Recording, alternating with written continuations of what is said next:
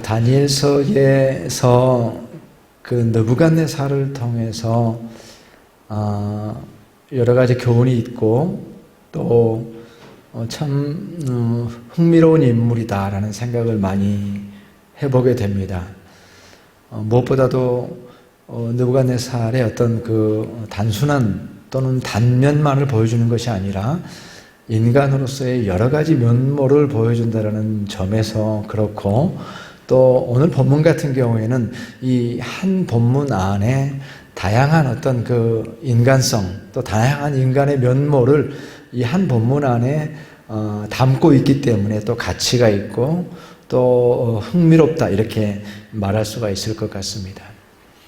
대림절을 맞이해서 우리가 예수님의 오심을 생각하는데, 예수님의 오심이라고 하는 것의 의미는 우리가 어떻게 표현할 수 있을까요?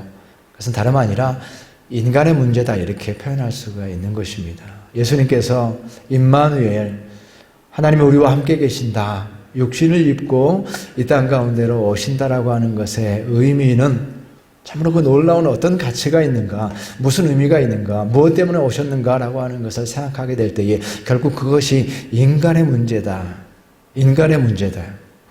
우리가 인간이라는 존재에 대해서 우리가 어떻게 생각할지, 어떻게 평가할 수 있을지 모르겠지만, 주님께서 이 땅에 오신 것은 인간의 문제요, 인간을 위해서 오셨다라고 하는 사실을 우리가 알게 되어지고, 그것은 궁극적으로 또는 최종적으로는 나는 한 인간으로서 그러면 어떻게 살아가야 되는가라고 하는 이 문제로 귀결이 되게 됩니다.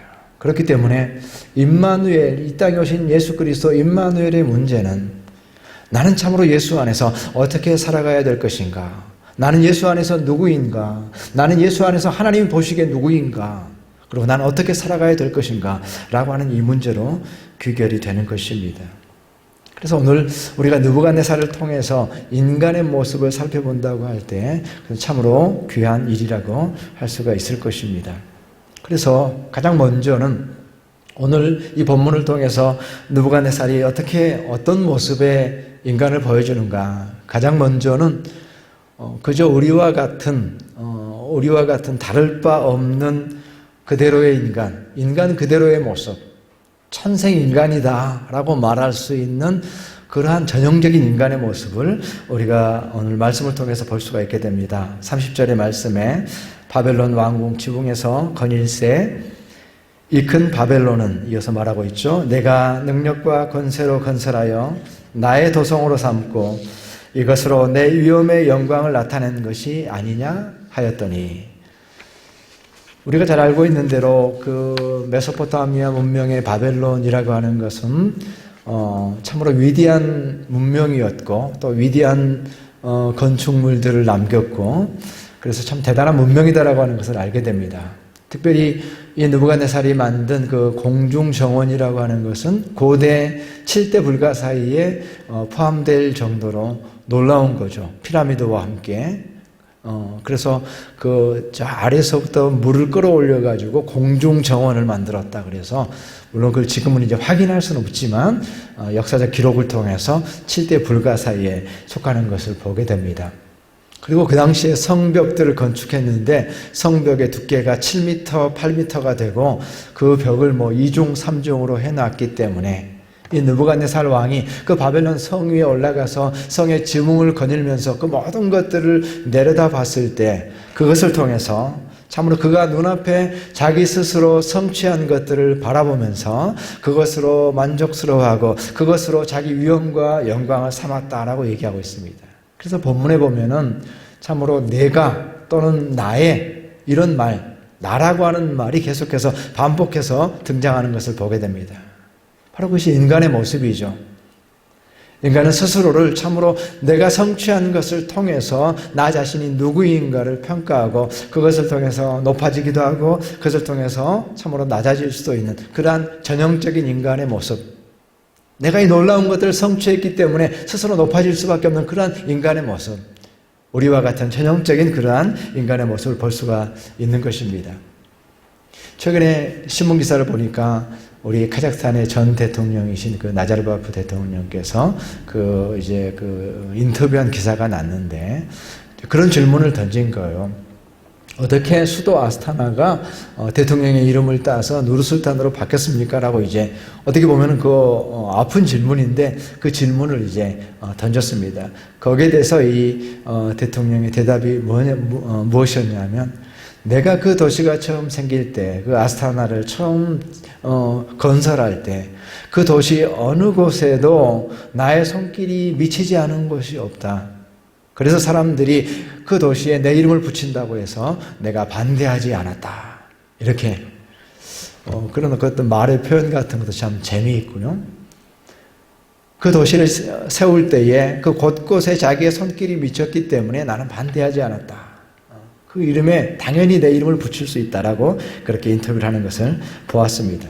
오늘 이 말씀에서 우리가 빗대어서 본다고 한다면 이렇게 얘기하고 있죠. 내가 능력과 권세로 건설하여 나의 도성을 삼았다. 이 느부갓네살의 그 표현과 동일한 겁니다. 내가 건설했기 때문에 내 도시로 삼았다라는 거예요. 내가 성취한 것이기 때문에, 내가 이룬 것이기 때문에 내 도시다라고 그렇게 말하고 있습니다. 자기를 기준으로 해서 참으로 모든 것이, 모든 세상이 자기를 기준으로 해서 참으로 주어지는 것을 보게 되어지고, 그 기준에 미쳐서 내가 조금 못했다 싶으면 어떻습니까? 우리는 스스로 깊은 열등감 속에 빠져버립니다. 그 깊은 열등감 속에 세어나지 못하고 조금 무엇인가가 나를 통해 성취되었고 성과가 있다라고 한다면 어느 순간 자기도 알지 못하는 사이에 교만 속에 빠져버리는 것이 우리의 모습이잖아요. 어느 순간은 참으로 지나친 열등감 속에 살아가고, 어느 때는 참으로 나도 알지 못하는 사이에 교만 속에 빠져있는 그 모습이 우리들의 모습이고, 또한 느부갓네살의 모습이라고 말할 수가 있습니다. 그래서 우리가 큐티하면서 느부갓네살이 참 교만하다 이런 말들을 많이 했는데, 사실은 한 인간으로서 느부갓네살은 교만하지 않을 수 없는 그러한 모습이었습니다. 누구라도 그 자리에 간다고 한다면 교만할 수밖에 없는, 어떻게 보면 자연스러운 인간의 모습이었습니다. 그런 인간의 모습이 우리에게도 있는 겁니다. 다른 사람의 허물은 크게 보이지만 자기 자신의 허물은 잘 보이지 않는 것, 그것이 우리 가운데서 드러나는 일이잖아요. 어려울 때는 우리가 참으로 신앙을 붙들지만 모든 것들이 잘 풀릴 때에는 그 어디에도 신앙이 잘 보이지 않는, 그래서 신앙과 불신앙 사이에서 왔다 갔다 하는 모습, 열등감과 교만 사이에서 왔다 갔다 하듯이 또 신앙과 불신앙 사이에서 왔다 갔다 하는 그러한 모습, 전형적인 인간, 천생 인간의 모습을 우리가 느부갓네살 안에서 볼 수가 있는 것입니다. 또한 더 나아가서 오늘 본문의 말씀에서 보여주는 느부갓네살의 모습은 인간 이하로 내려가 있는 그러한 느부갓네살을 또한 만날 수가 있습니다. 전형적인 인간의 모습을 보여줬다고 한다면 또한 인간 이하로 내려가서 33절의 말씀에 내가 사람에게 쫓겨나서 소처럼 풀을 먹으며 몸이 하늘이슬해졌고 머리털이 독수리털과 같이 자랐고 손톱은 새 발톱과 같이 되었더라. 이렇게 정말로 그 놀라운 왕이었던, 온 세상을 호령하였던 느부갓네살이 이제 참으로 인간 이하의 모습으로 소처럼 짐승처럼 되었다라고 하는 표현으로 표현하고 있는 것을 보게 됩니다. 인간 이하로 내려가는 것입니다. 이것이 또한 우리의 인간의 모습이잖아요. 우리가 인간으로 살아가지만 때로는 우리가 인간 이하의 모습을 가지고도 살아갈 수 있다라고 하는 것을 우리가 알게 됩니다. 그래서 느부갓네살에게 무슨 일이 일어났는가라고 봤더니 이 본문의 표현 속에서 보면은 총명을 잃어버렸다 이렇게 표현하고 있는데, 건강한 사고와 건강을 잃어버리고 나니까, 참으로 그가 총명을 잃어버리고 나니까 남은 것은 짐승과 같은, 그저 본능과 욕망을 따라서 살아갈 수밖에 없는 그런 짐승과 같은 그런 존재가 되었다. 인간 이하의 존재가 되었다라고 하는 것을 알게 됩니다. 총명을 잃어버렸다. 그렇기 때문에 우리가 늘 강조하는 것이지만 바른 분별력을 가지고 살아가는 것이 얼마나 중요한가, 우리에게 있어서. 참으로 그 총명을 잃어버리고 나니까 남는 것은 짐승과 같은 삶을 살아갈 수밖에 없는 그런 본능과 욕망을 따라 살아갈 수밖에 없는 삶이 되었던 것입니다. 유명한 희곡에 욕망이라는 이름의 전차라고 하는 그런 희곡이 있는데, 그것이 우리가 이제 그 내용도 어떤 그 제목의 내용을 반영하고 있지만, 그 욕망을 가지고서 질주하는 그러한 인간의 모습, 그리고 그 참으로 욕망을 따라 질주하다가 궁극적으로는 엘리시움, 결국 죽음이라는 곳에 도달하게 되는 그러한 인간의 모습. 욕망이라고 하는 것이 어떤 것인가? 라고 하는 것. 그리고 특별히 인간의 욕망이라고 하는 것은 참으로 파괴적이다라고 하는 것을 보여주게 됩니다. 근데 작품 안에서의 여주인공의 모습을 보게 되면 재미있는 어떤 캐릭터를 갖게 되는데, 뭐가 있냐면 밝은 곳을 싫어해요. 이 여주인공이. 그래서 밝은 곳을 싫어한다. 나는 어둠이 좋다라고 얘기합니다. 그리고 언제나 자기 얼굴을 가립니다. 마스크로 얼굴을 가린 건 아니지만 챙이 큰 모자로 가린다든지 스카프로 가린다든지 언제나 자기 얼굴, 자기의 본래 모습을 감추는 모습, 이제 이것을 보게 되는 거죠. 그것이 어떤 욕망의 특징이고, 인간으로서의 자기 자신의 자리를 찾지 못하는 그러한 모습, 후퇴하고 있는 그러한 모습을 보여준다고 말할 수가 있을 것입니다. 그래서 그러한 욕망을 따라서 살아가는, 인간 이하로 살아가는 그러한 느부갓네살의 모습을 볼 수가 있습니다. 그런데 그러한 욕망은 짐승들의 본능과는 다르게 인간의 욕망이라고 하는 것은 참으로 파괴적이다라고 하는 것을 알게 됩니다. 특별히 우리가 이 시대 가운데 살아가면서 확인할 수 있는 것은 인간의 욕망이 모든 것을 파괴하고 있고, 그 결과가 얼마나 끔찍한 것인가라고 하는 것을 우리는 이 시대에 그것을 참으로 목도하면서 살아가고 있는 것입니다. 사회가 많이 발전했습니다. 시대가 많이 발전했습니다. 지식이 많이 쌓였습니다.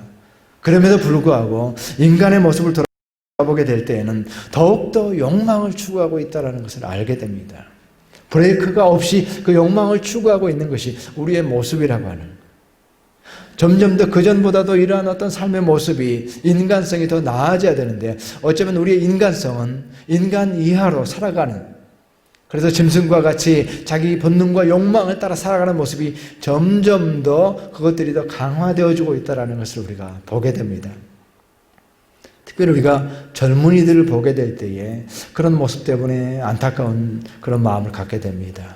젊은이들이, 우리가 생각할 때에 젊은이라고 한다면은 낭만이 있고, 젊은이라고 한다면 어떤 대의와 가치를 위해서 희생할 수 있는, 내가 먹고 살고 자기 욕망을 추구하는 것은 조금 뒤로 밀어놓고, 젊은이라고 한다면 깨어있고 낭만이 있고 그런 것들을 추구하는 어떤 세대라고 우리가 말할 수 있는데, 오늘날의 젊은이들이 그러한 모습으로 나아가는 것이 아니라, 오늘날의 젊은이들이 참으로 그저 내가 어떻게 살아갈 것인가, 그 본능과 욕망과 생존에만 급급한 그런 모습을 보면서 이 시대 자체가 앞으로 나아가기보다는, 어떤 면에서는 앞으로 나아갔지만 어떤 면에서는 참으로 후퇴하고 있다는 것을 깊이 깨닫는 것입니다.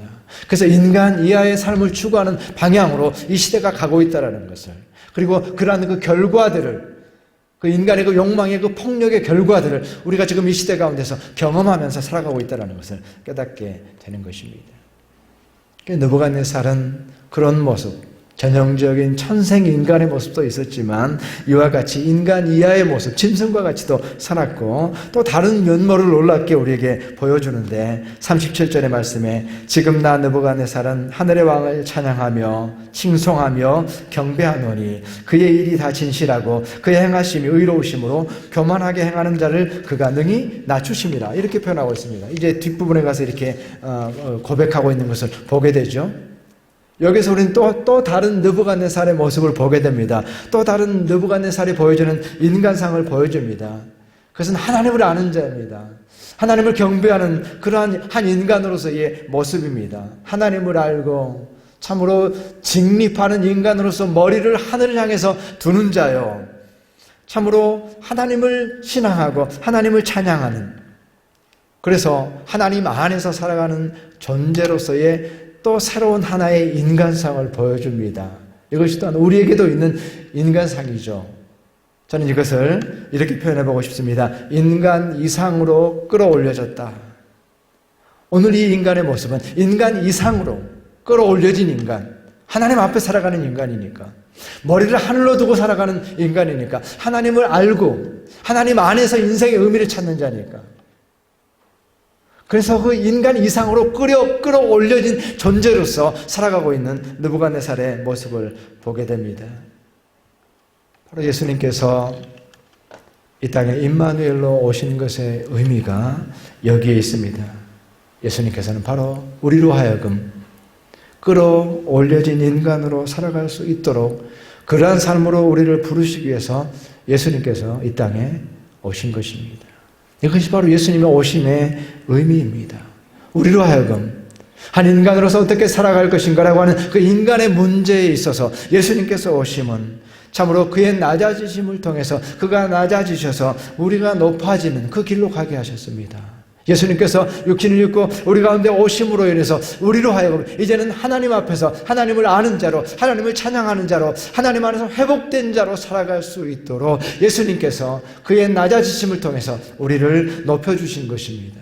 그것이 바로 우리의 자리이고 예수님께서 이 땅에 오신 의미가 되는 것입니다.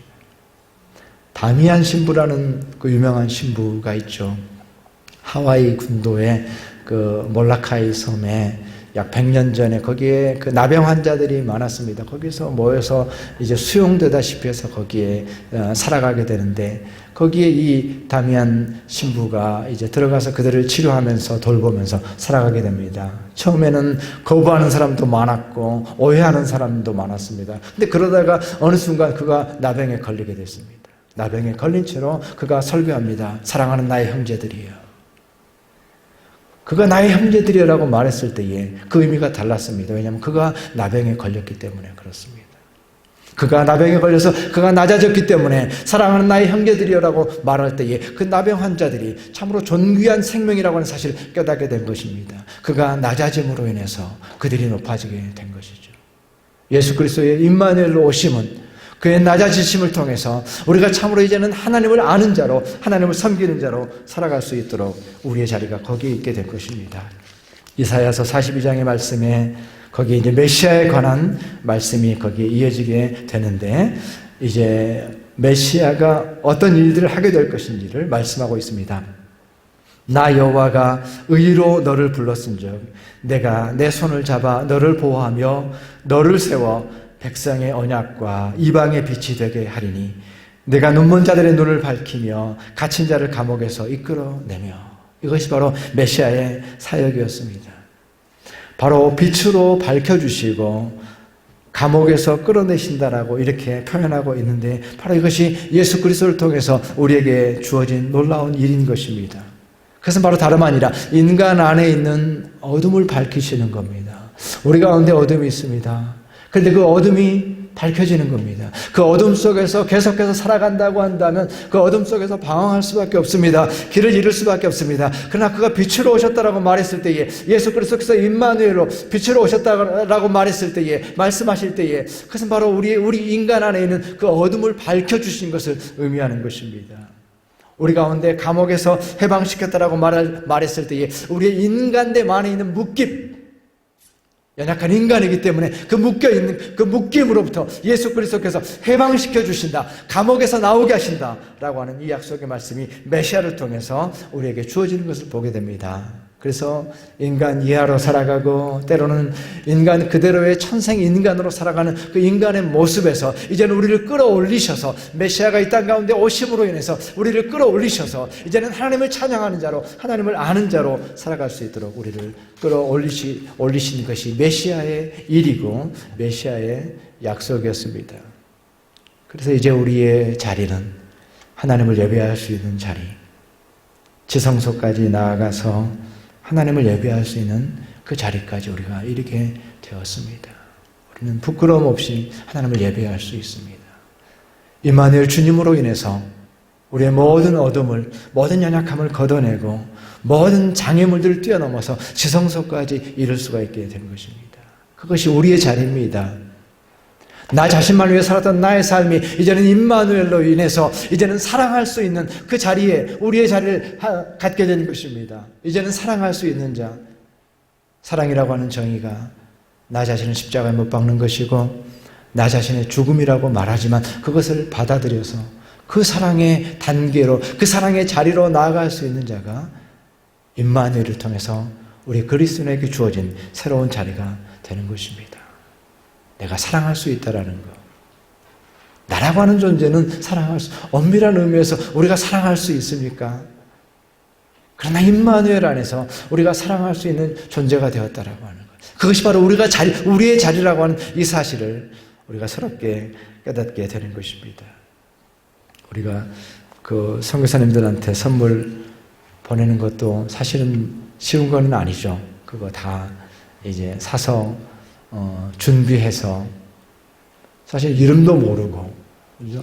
얼굴도 모르고, 어디 계신지도 모르고, 또 우리가 호의를 베푼다고 해도 그것에 대해서 뭐 감사 인사를 받거나 그럴 수 있는 그런 저한테는 뭐 카톡도 오고 벌써 했습니다만은 우리 교우들한테는, 여성 교우들한테는 그거를 뭐 돌려받을 수 있는 길이 없는 거죠. 지나가다 누구를 만난다고 하더라도 인사도 받지 못하는 것이지만, 그러나 함께 모여서 그들을 생각하면서 참으로 그 물건들을 쌓을 때, 그리고 이제 뭐 집에서도 안 할 텐데 그 하여튼 박스 테이프를 그냥 쭉쭉 해서 다 붙여서 10kg가 되는데 우리 여성 회원들끼리 이 회원들이 옮기시는 모습들을 보면서 그것이 결코 쉬운 일은 아니지만, 그러나 왜 우리가 이런 일들을 행하고 우리에게서 사랑이라고 하는 것이 무엇인가라고 말할 때에 임마누엘을 통해서 우리의 자리가 사랑의 자리인 것을 깨닫고,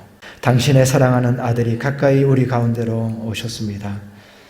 우리에게 두려움이 있을 때도 낙심하지 않게 하소서. 환멸을 느낄 때도 고통을 당하지 않게 하소서. 쓰러지더라도 아주 넘어지지 않게 하소서. 이성과 능력의 한계를 느낄 때도 삶을 포기하지 않게 하소서.